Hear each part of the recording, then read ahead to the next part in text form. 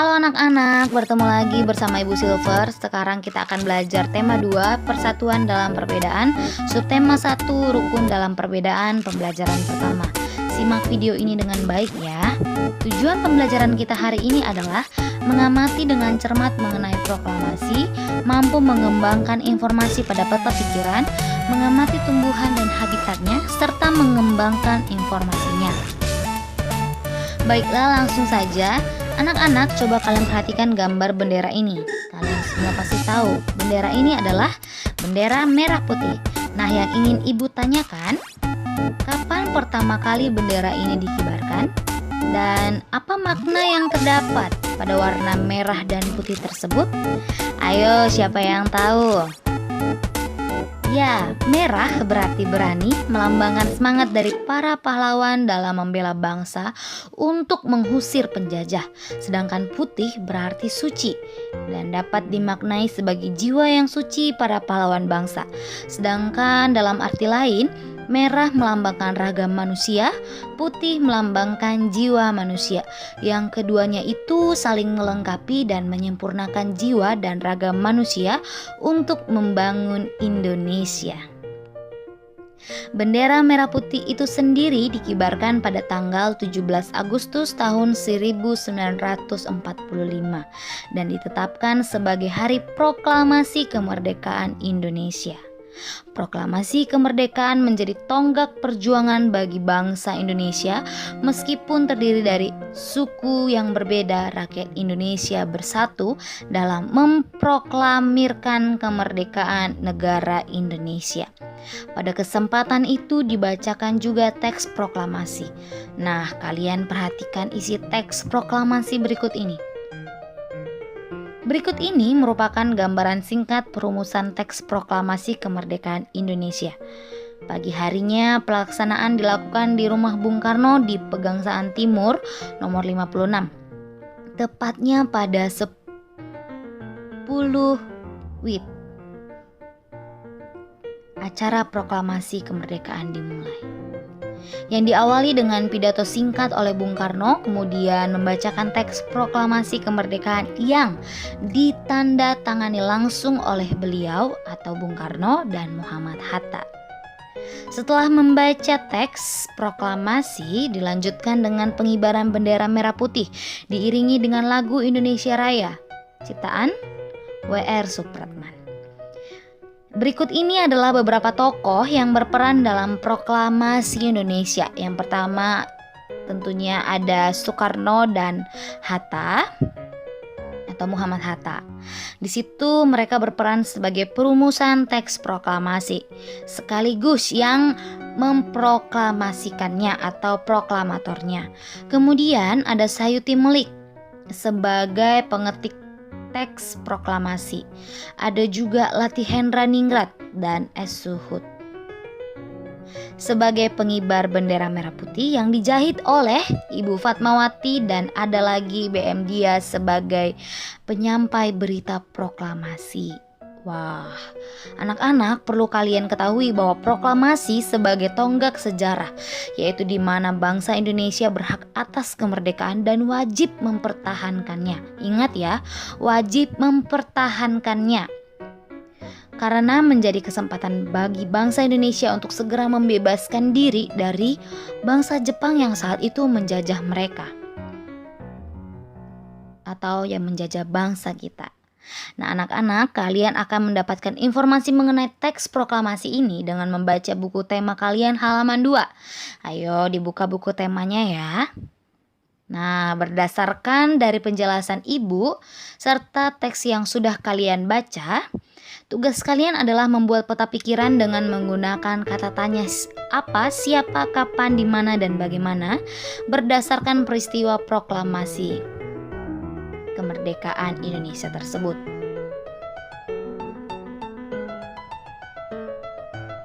Misalnya, mengapa proklamasi bisa terjadi? Siapa tokoh yang berperan?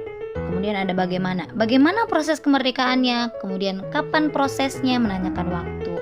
Kemudian di mana tempat terjadinya proklamasi itu, menanyakan tempat, seperti itu. Kemudian dari kalian membuat peta pikiran tersebut, kalian boleh mengembangkan peta pikiran itu dalam bentuk tulisan dengan menggunakan bahasa kalian sendiri.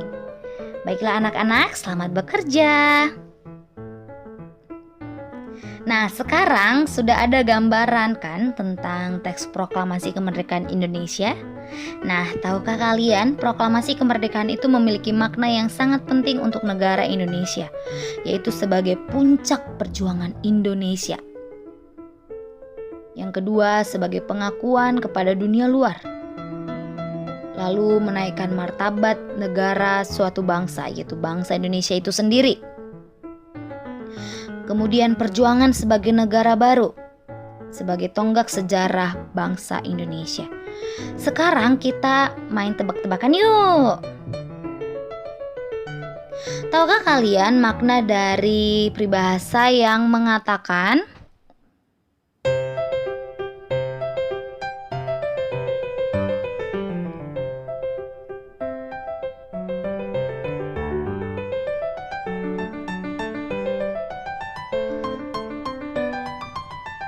di mana tanah dipijak, di situ langit dijunjung? Ya, yaitu ketika kita berada di tempat yang baru, kita perlu yang namanya menyesuaikan diri dengan keadaan setempat. Nah, contoh aja nih, Ibu bukan berasal dari Bali, Ibu bukan suku Bali, Ibu berasal dari Medan, Provinsi Sumatera Utara yang ada di Pulau Sumatera. Nah, kemudian Ibu datang ke Bali, ya, Ibu harus beradaptasi, menyesuaikan diri dengan keadaan sekitar. Supaya apa? Supaya Ibu bisa melanjutkan hidup, Ibu bisa bertumbuh juga di tempat ini. Nah, hal itu juga berlaku pada tanaman. Agar keberlangsungan hidupnya terjamin, maka tanaman harus mampu beradaptasi sesuai dengan kondisi lingkungannya. Nah, tahukah kalian bunga teratai? Yuk kita lihat bersama. Sungguh indah bukan? Ada yang warna kuning, putih, dan merah muda. Dari gambar ini terlihat jelas bahwa bunga teratai tumbuh di air. Agar dapat hidup di air, ia memiliki akar di bawah air, tangkai daunnya tumbuh menjalar sehingga daun teratai dapat mengapung. Ya, kalian dapat perhatikan bentuk daunnya. Bentuknya lebar dan fungsinya agar daun ini dapat menyerap cahaya matahari sebanyak-banyaknya. Hal ini berlaku saat penguapan air sekaligus melakukan fotosintesis. Teratai ini memiliki batang dengan rongga di dalamnya. Rongga ini berfungsi untuk membawa oksigen ke batang dan akar. Jadi, meskipun akar berada dalam air, akar masih tetap bisa bernafas. Jadi kalian gak usah khawatir ya. Tumbuhan teratai dapat berkembang biak juga. Kemudian kalian bisa membuat peta pikiran. Nah, kalian harus buat peta pikiran lagi mengenai bunga teratai. Dengan informasi yang kalian juga sudah peroleh dari buku tema kalian, tentu saja sangat mudah untuk membuat peta pikiran.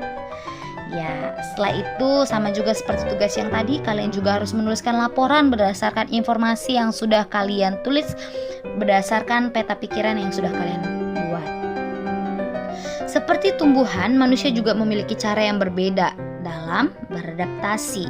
Tetapi perbedaan yang ada bukan untuk dipermasalahkan ya anak-anak, namun untuk disyukuri. Tuhan itu menciptakan kita berbeda-beda agar kita saling menghargai, saling mengenal. Dan perbedaan merupakan anugerah yang indah. Nah, anak-anak, dari pembelajaran kita ini, kita boleh mempelajari mengenai perjuangan bangsa Indonesia. Kita juga boleh belajar tentang adaptasi tumbuhan. Kita juga boleh belajar mengenai keanekaragaman yang harus saling menghargai. Bukankah ini sangat menarik? Ya, Ibu berharap anak-anak semua boleh konsentrasi, tetap terus belajar, semangat belajar, tidak mengurangi semangat belajarnya walaupun kita belajar melalui video pembelajaran seperti ini. Oke anak-anak, baiklah, sekian dulu penjelasan mengenai materi hari ini. Tugas-tugasnya boleh dikerjakan di lembar kertas, nanti boleh difotokan, dan boleh kirim di upload di Google Classroom atau di WA. Oke, sampai jumpa di video pembelajaran berikutnya. Terima kasih.